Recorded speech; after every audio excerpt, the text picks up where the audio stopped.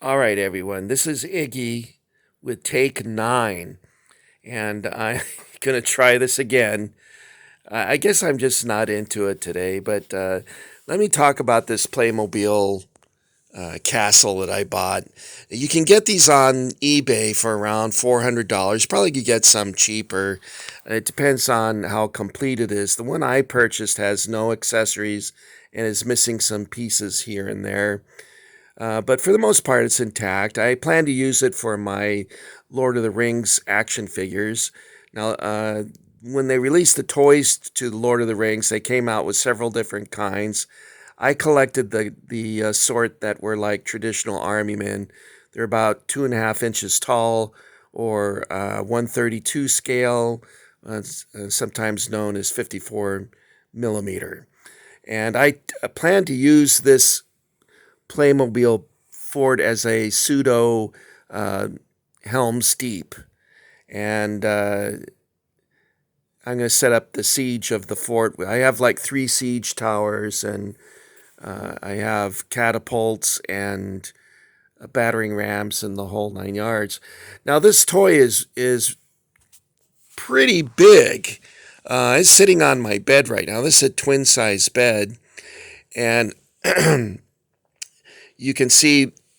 Let me stand up so you can get a better look at the scale of this thing. The walls fell over because I'm a little round in size, and when I sat down on my bed, the walls collapsed. So maybe some sappers and miners breached the wall over there. So the orcs are pouring through the breach right now as we speak. But as you can see, the castle is really big, and it has some really great detail. So if you can get a hold of one of these for your Tempo Knights, or your like I'm going to use it for the Lord of the Rings figures, or you could use this with Britons. Your Britons detail figures would work really nicely with this. Let's go over here. We'll take a look at the other German fort that I have. Now, when I say German fort, I don't mean that this is something that's a reproduction of a German fort or castle in this case. It's in that they are manufactured in Germany. Like this one here, I can show it to you here. It has a sticker on the bottom here that says that it's manufactured in Germany. The difference between this and the Playmobil is that this is what they call a vacuform castle. And vacuform toys are created by heating styrene plastic. So it's like a sheet, and then they put it down over their mold, and then they suck out all the air through a vacuum process. And when they pull up the sheet again, it is left this nice form. And there's certain companies in Germany, that toy companies in the 70s, that were making a lot of vacuform castles. Now this one I altered a little bit. It originally was just black plastic with a whitewash on it. And what I did is I painted it gray, and then I started adding some details to it, like these plants creeping up the walls here, here, around the front. I painted the water the light blue color, or Mark's blue, which I like to call it. And I added the gravel. And the biggest change I made was to the front gate. Now, the original did not have a portcullis, which is what I put on here. That's made of cardboard. The rest of the gate is made of balsa wood that I bought at Michael's. And then I got the chains at the jewelry section of Walmart, where they have the place where you can make your own jewelry, in the arts and crafts section of Walmart. So I built the drawbridge. Now it's a little bit off plumb. It kind of leans to the left there, and the roof leans to the left, and then the other part leans to the right. So it's sort of topsy turvy there.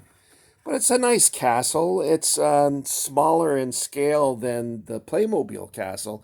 Playmobil castle, in comparison, is huge. But this is a nice size. It fits easily on a card table, And I suppose the Playmobil would fit on a card table also. But you will have troubles displaying these things because of their size. Now, my intention with this one, I mentioned earlier in a previous video that I was going to use this one for my Lord of the Rings figures. This one I'm going to use my Timpo Crusaders. And Timpo put out a nice line of Crusader Knights and Arabs. And you could get the Arabs with modern weapons or with swords and lances and things. And I have some on Camelback. I think I have 3 or 4 on Camelback, and I'm going to use them to attack the Crusader fort. Now, if this was in the Middle East, of course, it probably wouldn't be made of gray stone, and it certainly wouldn't have all this vegetation or water. They wouldn't waste water on in a moat like that. But this is a toy. It's not meant to be realistic. I like what I call realistic toys, but realistic toys are not realistic models. There's a distinct difference between the two. Anyway, that's my 2 castles, and I want to thank you for coming along and looking at them with me. I have another castle in storage, but I just don't have room to put any of the stuff up because I live in a very small quarters. Something that might also interest you, since we're talking about castles, is I have these reproduction Knights helmets up here. This one here is a Crusader helmet. They call it a sugar loaf. You'll notice that the eye slit, it has got like a brass cross there. And then this one here is a helmet that they probably would have used for jousting tournaments. And you can see it's what they call a bassinet or a pig snout. And it's got this really drastic sloping here so that if a lance hits that, it would deflect off instead of penetrating. And then my favorite is this one here, which is called variously a Norman helm, a Saxon helm, a Spangen helm, a nasal helm. I really like this one. With this one, you wear a leather skull cap as a helmet liner. And I love this. This would be typical wear for most soldiers during the Middle Ages. And it's my favorite. All right, so that's it for me, Iggy. And I want to thank you for coming along once again.